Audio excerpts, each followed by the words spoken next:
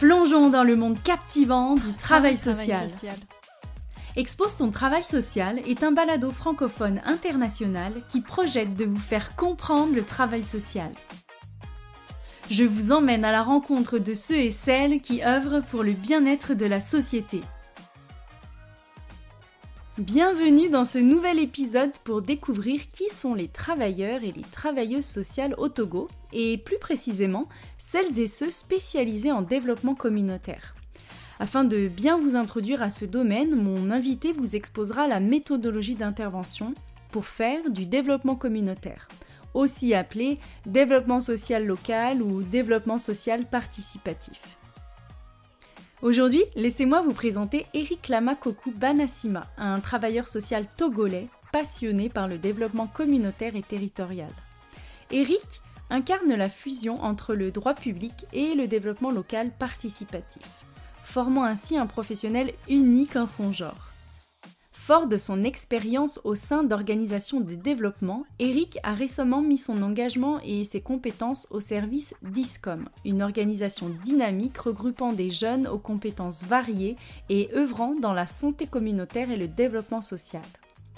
En tant que responsable de programme depuis près de 4 ans, Eric a abordé une diversité de thématiques essentielles telles que l'hygiène, l'assainissement, l'eau potable, l'autonomisation des femmes et des jeunes, la cohésion sociale, les droits en matière de santé sexuelle et reproductive ou encore l'éducation des enfants vulnérables, la lutte contre la désinformation et bien d'autres encore. Son objectif ultime ? Favoriser la création d'espaces communautaires solidaires, inclusifs et résilients, propices à un développement durable et harmonieux. Eric se distingue par son talent d'ingénieur de projets de développement et son engagement indéfectible en faveur des droits humains. Sa carrière, on pourrait dire, est un véritable hymne à la solidarité, à l'égalité et à la justice sociale. Vous l'entendrez très prochainement. Il met un point d'honneur à impacter positivement le monde en s'investissant dans des initiatives visant à améliorer les conditions de vie des communautés et à défendre leurs droits fondamentaux. Bonjour Eric. Bonjour Stéphanie, très ravi d'être là avec toi ce soir. Avec grand plaisir, je nous plonge tout de suite dans le sujet avec la première question. Pour mettre la table, au Togo, qui sont les travailleurs et les travailleuses sociales ? Merci pour la question. C'est important de mettre une distinction entre le travailleur social et les acteurs sociaux. On peut être acteur social, on peut être activiste social, mais pas forcément travailleur social. Parce que le travailleur social, c'est une profession. C'est une profession qui a ses règles, qui a sa déontologie. Et donc, pour être travailleur social au Togo, il faut avoir fait une formation. Et au Togo, il y a une école qui forme un travailleur social. Et c'est l'école nationale de formation sociale que j'ai faite, qui se situe au sein de l'université de Lomé. Et elle forme les travailleurs sociaux en 3 disciplines, à savoir l'éducation spécialisée, l'assistance sociale et le développement communautaire. Pour pouvoir accéder à ce niveau, il faut au moins avoir obtenu le bac. Maintenant, il y a ceux aussi qui ont obtenu le BEPC, le diplôme de fin d'études de collège.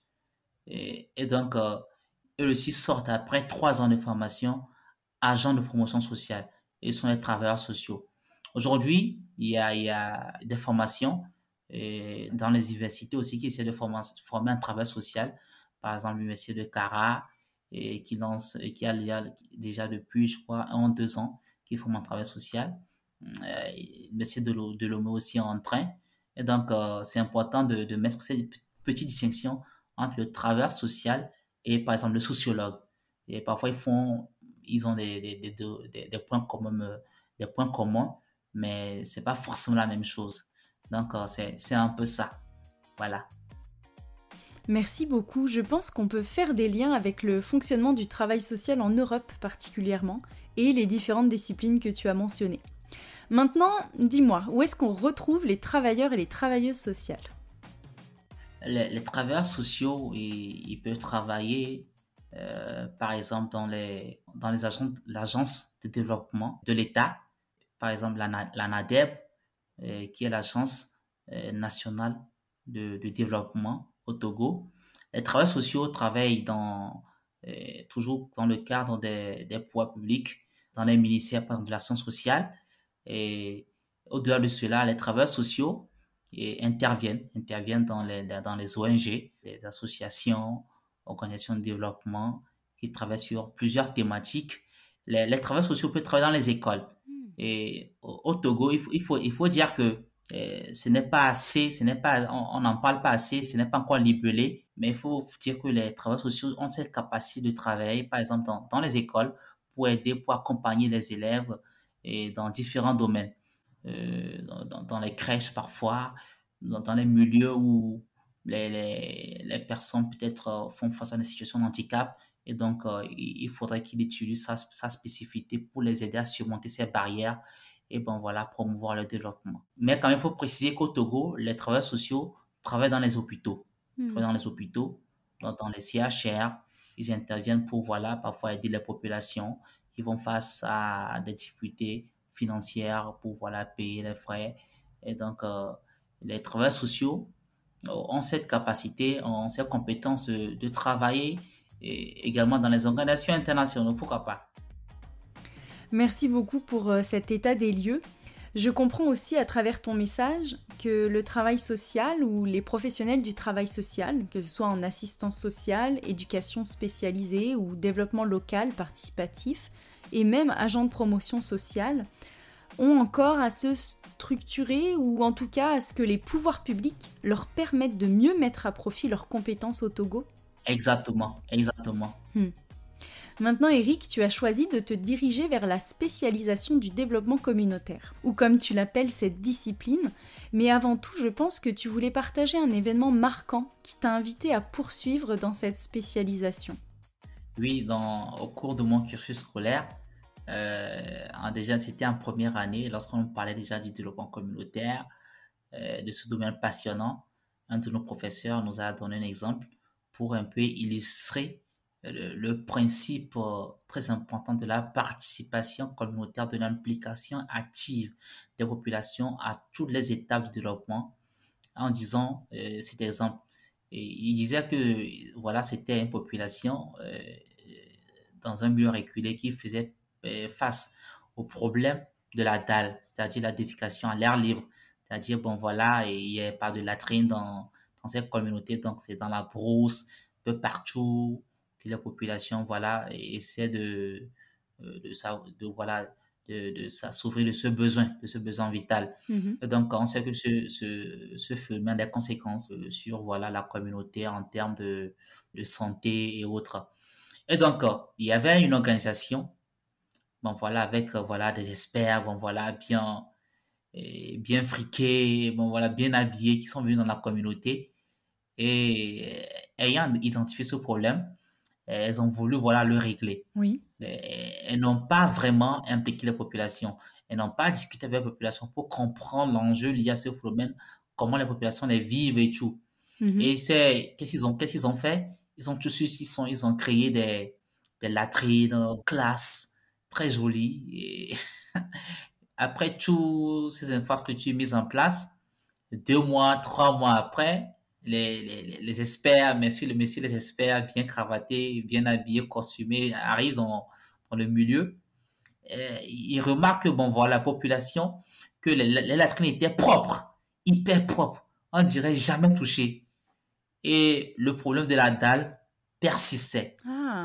Donc, les experts se sont demandé, mais pourquoi, malgré le fait d'avoir mis en place ces latrines, ces infrastructures, les populations continuaient par pratiquer la dalle ou la défécation à l'air libre.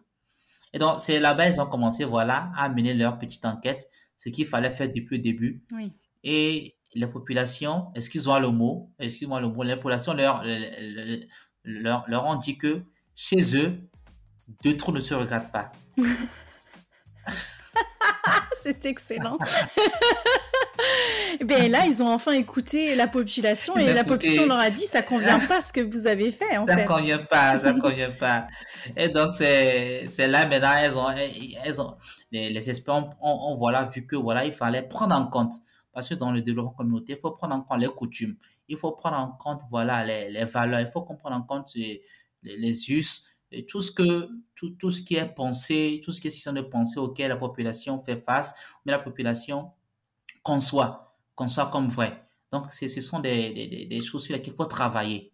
Donc, lorsqu'on ne travaille pas sur ce genre de choses et on n'implique pas activement la population, on risque, voilà, d'imposer des solutions toutes cousues et qui ne répondent pas vraiment aux besoins de la population ou de mettre en place des infrastructures que les populations ne vont jamais utiliser. Et voilà, on ne règle pas le problème. Merci pour ce partage d'expérience. Je comprends que ton professeur t'a bien marqué et j'imagine que les personnes qui m'ont écouté aussi.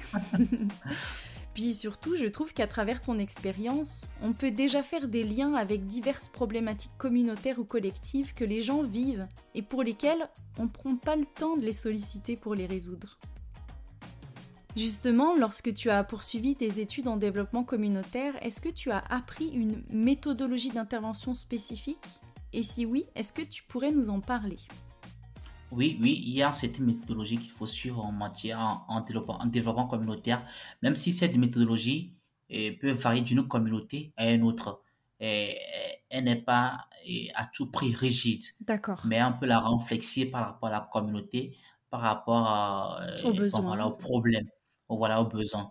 Mais de façon générale, en matière de développement communautaire, on part d'abord de l'identification du problème. Ça peut être la population qui elle-même vit un problème et essaie de s'approcher de certaines personnes pour voilà, vouloir de l'aide. Ça peut être aussi le travail social qui est eu peut-être à identifier ce problème. Peut-être dans ces initiatives, dans ces sensibilisations, identifier un problème. Mais il ne s'arrête pas là. Juste après l'identification de ce problème, il faut aller à la rencontre des communautés. Il faut par exemple organiser par exemple des enquêtes et bon voilà, ou bien des focus group. Il faut discuter avec les personnes ressources. Il faut par exemple pouvoir par exemple discuter avec les femmes, les groupes des femmes, les hommes, pourquoi pas avec les enfants, pour essayer voilà de comprendre un peu la dynamique de ce problème, pour comprendre un peu les implications liées à ce problème, pour comprendre en ses conséquences et déjà même pour recueillir les attentes des populations par rapport à ce problème. Que pensez-vous qu'on peut faire? Qu'est-ce qu'on peut initier? Donc après cela, il y a l'étape maintenant de solutions. Maintenant, les solutions peut-être que les communautés vont proposer, ils font maintenant, c'est là-bas et le professionnel lui intervient beaucoup pour orienter et ces solutions pour voir à peu près avec les populations qu'est-ce qu'on peut vraiment faire de façon pérenne et durable pour que le problème ne revienne pas. Être une solution non seulement pour les générations présentes, mais c'est l'avenir. Et donc, c'est là-bas, il intervient pour, voilà, voir de quelle manière on peut planifier ou bien rédiger l'action de façon concrète, une action, bien le projet maintenant. Hmm. Le projet toujours en impliquant les populations. Les populations, même si on ne peut pas les impliquer de façon générale, elles sont des représentants. Des représentants avec qui il faut toujours être en communication pour voir ce qu'il y a lieu de faire. Et en matière de développement communautaire, un des principes aussi, il faut partir des ressources de la population. Il faut partir des ressources de la population. Par exemple, lorsqu'on je prends le projet Clean Water for Togo qu'on est en train de mettre en place, par rapport à ce projet, il y a eu des travaux pour mettre en place un forage. On va pas aller, par exemple, louer des personnes bien, voilà, et il faut partir des ressources de la population, des forces de la population. Il faut impliquer, par exemple, les jeunes. Les jeunes, il faut impliquer, par exemple, les femmes, peut-être les jeunes qui pourraient aider peut-être les agents de l'hydraulique villageois. Et bon, voilà, tout cela permet aux populations de s'approprier le projet. Lorsqu'elles s'approprient le projet, maintenant, elles peuvent vraiment, même quand les experts, mais quand, par exemple, nous, les travailleurs sociaux, ou bien nous, par exemple, les techniciens de développement local ou bien de gestion de projet, lorsqu'ils allons partir, elles peuvent continuer, bon, voilà, et pas gérer ce projet. Et donc, par exemple, par rapport à cet exemple de Clean Water for Togo, il a été prévu la mise en place de comités villageois. Et donc, c'est une manière aussi de permettre aux populations de savoir plus le projet à travers, par exemple, la mise en place de ce comité. Elles continueront de voir ce qu'il y a de faire.